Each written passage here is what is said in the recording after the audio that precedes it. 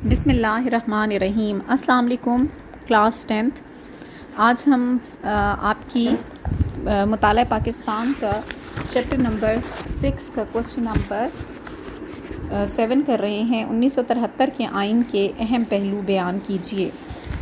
اس question کو detail میں سمجھانے سے پہلے میں آپ کو اس کی امپورٹنس بتانا چاہوں گی کہ یہ کوشچن بہت امپورٹنٹ ہے، کیونکہ اکثر یہ بورڈ ایگزامس میں بھی آتا ہے۔ اس کے علاوہ آپ کی 1973 کے آئین کے جتنے بھی اسپیکٹس ہیں یہ اس لیے بھی پڑھنا بہت ضروری ہیں کیونکہ یہ آپ کے آئین کا موجودہ حصہ ہیں۔ ابھی پاکستان میں جو آئین چل رہا ہے، پاکستان میں جو آئین ہے وہ 1973 کا آئین جو ہے وہ آپ کے ملک میں ابھی تک چل رہا ہے، یعنی آپ کی ہسٹری بھی ہے یہ اور یہ آپ کا پریزنٹ بھی ہے، ٹھیک ہے۔ اس لیے اور دوسری بات یہ کہ آگے کی جتنی بھی آپ کی کلاسز ہیں، آپ سیکنڈ ایئر میں بھی اسی ٹاپک کو پڑھیں گے، اس کے کورس میں بھی یہ شامل ہے، آپ کی بی ایس سی کے کورس میں بھی یہ ٹاپک شامل ہے، اور آگے پروفیشنل اگر آپ نے ایجوکیشن لینی ہے جیسے انجینئرنگ یونیورسٹی میں اور میڈیکل کالجز میں بھی پاکستان اسٹڈیز پڑھائی جاتی ہے اور اس میں یہ ٹاپک شامل ہے، اور اس کے یہی پوائنٹس ہیں جو کہ میں بھی آپ کو بتا رہی ہوں، یہ آپ اچھے طریقے سے نوٹ کر لیجئے اور یہ آپ کے لیے ہمیشہ کام آئیں گے۔ تو سب سے پہلے بیٹا ہم 1973 کے آئین کے اہم پہلو کا افتتاحیہ یا پریمبل کیا ہوتا ہے، ٹھیک ہے۔ انٹروڈکشن، کسی بھی کتاب کا کوئی جو بھی کتاب ہوتی ہے اس کا ایک انٹروڈکشن لکھا ہوا ہوتا ہے پہلے صفحے پہ، اس کو ہم پریمبل کہتے ہیں۔ 1956 اور 1962 پاکستان میں ابھی تک کتنے آئین آ چکے ہیں، ٹھیک ہے۔ پاکستان میں 3 آئین آ چکے ہیں۔ ہم سب کو یہ پتہ ہے کہ کوئی بھی ریاست، کوئی بھی ملک تب تک نہیں بن سکتا جب تک وہاں پہ کوئی دستور نہیں ہوتا، ٹھیک ہے۔ آبادی، علاقہ، حکومت اور آئین کا ہونا بہت ضروری ہے، یعنی یہ وہ ایلیمنٹس ہیں جن کے علاوہ آپ ایک ریاست قائم کا وجود نہیں ہو سکتی، ایک ریاست قائم نہیں ہو سکتی۔ تو جب پاکستان بنا، یعنی یہ سب کانٹیننٹ جب برٹشرز نے انہیں آزاد کیا، یعنی ہندو اور مسلمان جب آزاد ہوئے اور 2 ملک بنے انڈیا اور پاکستان، تو ان کو گورنمنٹ آف انڈیا ایکٹ 1935 اور قانون آزادی ہند 1947 بنایا گیا، اور جب پاکستان اور انڈیا بنے تو ان کے پاس قانون آزادی ہند 1947 تھا۔ تو ہم نے یہ کوشش کی کہ ہمارا قانون دستور جو ہے وہ جلد از جلد بن جائے، اور اس کے لیے قائد اعظم نے خود جو ہے وہ دستور ساز اسمبلی کا افتتاح کیا، اور انہوں نے دستور ساز اسمبلی پاکستان بننے سے 3 دن پہلے وجود میں آ گئی، یعنی 11 اگست 1947 کو دستور ساز اسمبلی بن چکی تھی، اور اس دستور ساز اسمبلی کے سربراہ خود قائد اعظم محمد علی جناح تھے۔ لیکن پھر بعد میں کچھ ایسے ہمارے سیاسی حالات ہوئے کہ قائد اعظم محمد علی جناح کا بہت جلدی ان کی ڈیتھ ہو جانا 1948 میں ہی، اور پھر ہمارے پاس لیاقت علی خان جو ہمارے لیڈر تھے ان کا بھی قتل ہو جانا، اور پھر ہمارے سیاسی حالات ایسے آئے کہ ہمیں اپنی آئین بنانے میں 9 سال کی جدوجہد کرنی پڑی، اور 9 سال کے بعد 1956 میں پاکستان نے اپنا پہلا دستور بنایا، اور اس دستور کو بنانے کے لیے جس کے لیے ہم نے اتنی ایفرٹ کی، اور یہ دستور صرف 2 سال کے عرصے تک چلا، یعنی 1958 میں اس کو منسوخ کر دیا گیا، ختم کر دیا گیا، اور ملک میں مارشل لاء لگا دیا گیا۔ اور پاکستان کا دوسرا دستور جو ہے وہ 1962 میں بنایا گیا، اور 1962 میں جو دستور بنایا گیا 6 مارچ 1969 کو ختم کر دیا گیا، منسوخ کر دیا۔ دوسرا دستور 1973 کا دستور ہے، یعنی پاکستان میں اب تک 3 دستور آ چکے ہیں، ایک 1956 کا، ایک 1962 کا، اور تیسرا 1973 کا دستور ہے۔ 1973 کے دستور میں یا 1973 کے آئین میں تمام سیاسی پارٹیوں کی مشاورت سے یہ آئین بنا، اس کی یہ ایک خاص بات تھی جس کی وجہ سے یہ دستور ابھی تک قائم ہے، اور اس دستور کی بہت ساری خصوصیات ہیں جو کہ ابھی ہم پڑھیں گے۔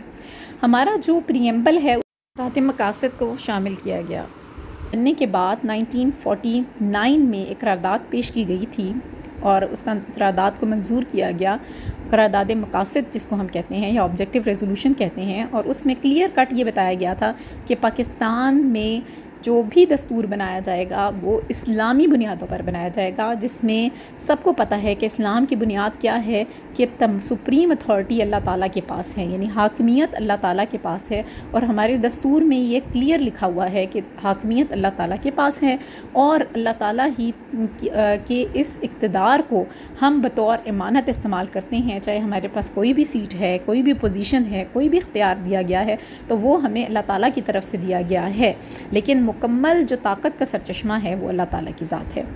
1956 اور 1962 کے آئین میں تو اس کو پریمبل کے طور پہ شامل کیا گیا، یعنی ابتدائیہ یا افتتاحیہ کے طور پہ شامل کیا گیا، جیسے کہ آپ کی کتابوں میں جو پریفیس ہوتا ہے وہ آپ کے سلیبس کا حصہ نہیں ہوتا، وہ کتاب کے شروع میں ہوتا ہے۔ تو پھر 1985 میں ترمیم کر کے، ترمیم کا مطلب یہ ہے تبدیلی کر دی گئی، اور تبدیلی یہ کی گئی کہ اس پریمبل کو چیپٹر بنا دیا گیا، یعنی دستور کا حصہ بنا دیا گیا، ٹھیک ہے۔ اب دوسرا پوائنٹ ہے تحریری آئین، ریٹن کانسٹیٹیوشن۔ اس سے یہ سوال ذہن میں آتا ہے کہ کیا کوئی کانسٹیٹیوشن ان ریٹن بھی ہوتا ہے؟ جی ہاں، کانسٹیٹیوشن ریٹن بھی ہوتا ہے اور کانسٹیٹیوشن ان ریٹن بھی ہوتا ہے، ٹھیک ہے۔ تحریری طور پہ بھی ہوتا ہے اور غیر تحریری طور پہ بھی ہوتا ہے۔ غیر تحریری کانسٹیٹیوشن کی سب سے بڑی اگزامپل برطانیہ کا کانسٹیٹیوشن ہے جو کہ ان ریٹن ہے، اور پاکستان کا کانسٹیٹیوشن ریٹن کانسٹیٹیوشن ہے۔ اس میں 280 دفعات ہیں، یعنی 280 آرٹیکلز ہیں، اس کے 12 حصے ہیں اور 6 گوشواروں پر مشتمل ہے۔ وفاقی آئین یعنی فیڈرل کانسٹیٹیوشن، پاکستان کا کانسٹیٹیوشن جو ہے وہ فیڈرل کانسٹیٹیوشن ہے۔ اب فیڈریشن کیا ہوتی ہے بھائی؟ اس کا مطلب یہ ہے کہ پاکستان ایک وفاقی مملکت ہے۔ وفاقی مملکت میں اختیارات کی تقسیم ہوتی ہے وفاقی دارالحکومت کے درمیان اور صوبائی دارالحکومتوں کے درمیان، ٹھیک ہے۔ یعنی یہ 4 صوبے ہیں پاکستان کے، ایک وفاقی دارالحکومت ہے، اور اس کے علاوہ ملحقہ علاقے اس کے کون سے ہیں؟ یعنی فیڈرل ایڈمنسٹریٹ ٹرائبل ایریا یعنی زیر انتظامی قبائلی علاقے، اور صوبائی ملحقہ قبائلی علاقے، ان تمام کو ملا کر پاکستان کے آئین کے تحت جو ہے وہ وفاقی مملکت بنائی جائے گی، ٹھیک ہے۔ یہ ہمارے آئین میں لکھا ہوا ہے۔ نیم استوار آئین، سیمی ریجڈ کانسٹیٹیوشن۔ نیم استوار آئین کا کیا مطلب ہے؟ کہ یہ ایسا آئین بنایا گیا ہے جس میں تبدیلی کرنا بہت مشکل، بالکل ناممکن نہیں ہے، اور تبدیلی کرنا اتنا بھی آسان نہیں ہے کہ ہر کوئی اس میں بہت آسانی سے تبدیلی کر سکے، یعنی اس کو یہ لچکدار آئین ہے، اس کو بہت اس میں ترمیم کرنا نہ ہی بہت مشکل ہے اور نہ ہی بہت آسان ہے، یعنی اس میں ترمیم کی بھی جا سکتی ہے، اور اتنا ناممکن بھی نہیں ہے کہ کیونکہ بعض اوقات آپ کو کچھ چینجز کی ضرورت پڑتی ہے وقت کے ساتھ ساتھ، زمانے کے ساتھ ساتھ، تو وہ اس قانون میں کی جاتا ہے، اس دستور میں کی جا سکتی ہے۔ اب کس طریقے سے ترمیم کی جا سکتی ہے؟ ترمیم کرنے کا یہ طریقہ ہے کہ قومی اسمبلی اور سینٹ کی 2/3 اکثریت آئین میں ترمیم کی مجاز ہے، یعنی 2/3 میجورٹی اگر چاہے گی سینٹ اور قومی اسمبلی دونوں ایوانوں کی تو پھر اس میں تبدیلی کی جا سکتی ہے۔ یعنی قومی اسمبلی اور سینٹ کیا ہے؟ ہماری پارلیمنٹ ہے۔ پارلیمنٹ اگر ہم یہ چاہے گی کہ 2/3 اکثریت اگر چاہے گی تو ترمیم کی جا سکتی ہے۔ قومی زبان، یہ کہا گیا جی پاکستان کی قومی زبان اردو ہوگی، لیکن ابھی فی الحال 15 سال تک کے لیے اس کو سرکاری زبان کی حیثیت کے طور پر رائج کرنے کے انتظامات کیے جائیں گے۔ تب تک جو ہے وہ ہماری سرکاری زبان انگریزی کو قرار دیا گیا، جو کہ ابھی تک چینج نہیں ہوئی، ابھی تک پاکستان کی سرکاری زبان انگریزی ہی چل رہی ہے۔ اسلامی آئین، اسلامی کانسٹیٹیوشن، پاکستان اسلام کے نام پر رکھا گیا، 2 قومی نظریے کی بنیاد اسلام ہے، تو یہ آبویس ہے کہ پاکستان کا آئین بھی اسلامی ہوگا اور اسلامی ہے۔ پاکستان کے جتنے بھی آئین بنائے گئے، جتنے بھی کانسٹیٹیوشن بنائے گئے، وہ تمام اسلامی رکھے گئے۔ اب اس میں کیا کیا اسلامی چیزیں موجود ہیں وہ میں آپ کو بتاتی ہوں۔ سب سے پہلا پوائنٹ کیا ہے کہ سرکاری مذہب، ٹھیک ہے، ہمارا سرکاری مذہب کیا ہے؟ اسلام۔ دوسری بات کیا ہے کہ صدر اور وزیر اعظم جو ملک کے 2 بڑے عہدے ہیں، دونوں کے لیے مسلمان ہونا ضروری قرار دیا گیا۔ پاکستان کا نام اسلامی جمہوریہ پاکستان رکھا گیا۔ اس آئین کا مقصد شہریوں میں اسلامی طرز زندگی کو ترویج اور ترقی دینا ہے، یعنی وہ انتظامات کیے جائیں گے کہ جس سے لوگ اپنی زندگیوں کو اسلامی طریقے سے چلا سکیں، اب گزار سکیں، یعنی اگر ان کو آسانی ہو وہ کس طریقے سے بہتر طریقے سے اسلامی طور پر اپنی زندگیوں کو گزار سکتے ہیں، یہی پاکستان حاصل کرنے کا مقصد بھی تھا۔ سود کے خاتمے کے لیے اقدامات کیے گئے، کیونکہ سود جو ہے وہ اسلام میں حرام قرار دیا گیا ہے۔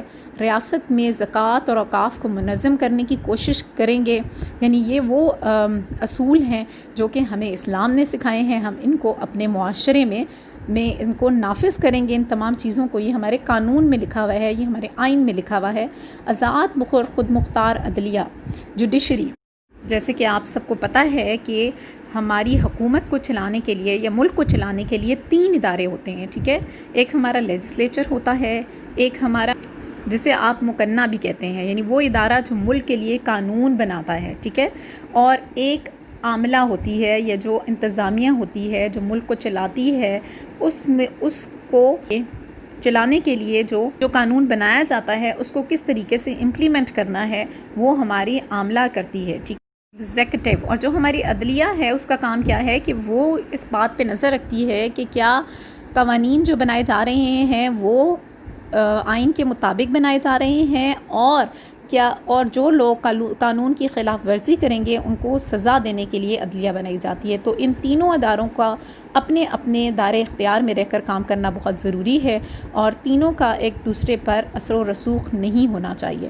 تو 1973 کے آئین میں آزاد عدلیہ کی ضمانت فراہم کی گئی ہے. ججوں کو معقول معاوضہ اور ملازمت کا تحفظ حاصل ہے تاکہ ججوں کو کوئی خرید نہ سکے. ججوں کی تنخواہیں اتنی ہوں کہ ان کو کسی قسم کی لالچ میں نہ وہ آئیں، اور عدلیہ کو انتظامیہ سے علیحدہ رکھا جائے. انتظامیہ کیا ہے؟ آپ کی ایگزیکٹو ہے، یعنی تمام یہ جو تینوں جو ادارے ہیں جن سے ایک حکومت چلتی ہے، ایک ریاست چلتی ہے، یعنی آپ کی لیجسلیچر ہے، ایگزیکٹو ہے اور آپ کی جوڈیشری ہے، ان تینوں اداروں کا ایک دوسرے سے الگ ہونا بہت ضروری ہے. جج اپنے فرائض منصبی کسی خوف یا دباؤ سے آزاد ہو کر سر انجام دیں. پارلیمانی آئین، پاکستان کا آئین جو ہے وہ پارلیمانی آئین ہے. پارلیمانی آئین میں کیا ہوتا ہے کہ قومی اسمبلی 5 سال کے لیے مقرر کی جاتی ہے.